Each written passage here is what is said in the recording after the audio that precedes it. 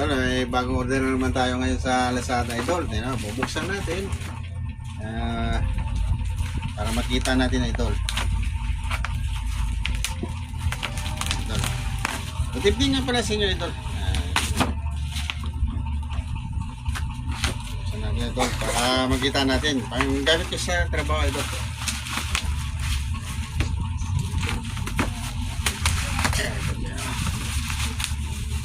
Talagang maganda pagkakabalo tayo para ang ganda naman ito, Idol. Ayan, Mitsusi, Idol. Mitsusi. Ayan, Idol, buksan natin, ha. Uy, Idol, may guantes pa, Idol, na spray. Tapos mayroong bala na spray, Idol. Tignan natin ito, Idol, nakabalot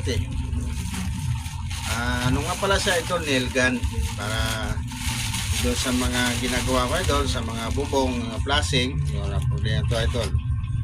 Binabali lang, yung binabala rin ito, Idol, ganyan, Idol. Tapos igaganon mo lang yung, Idol, sa pader, ganyan. So, napakaganda, Idol, siya. Ganun lang siya, Idol. So, may kasama pa pala siya ng goggles, yan, Idol. May kasama sa extra pin, tsaka ano, ito. So, mayroon pa siyang pangano sa air, tenga. Ito, Idol, tingnan nyo, buksan natin, Idol, pag ano, ba kasi puputok to siya, Idol, gagano sa air. Ganyan, para hindi ka mabingi. Yan, Idol, yan. Meron nga pala siya kasamang langis, Idol. Para kasi yung pulbura nito, Idol, pagka putok na siya dito sa loob na to, pulbura, mabilis kakalawangin yung air gun.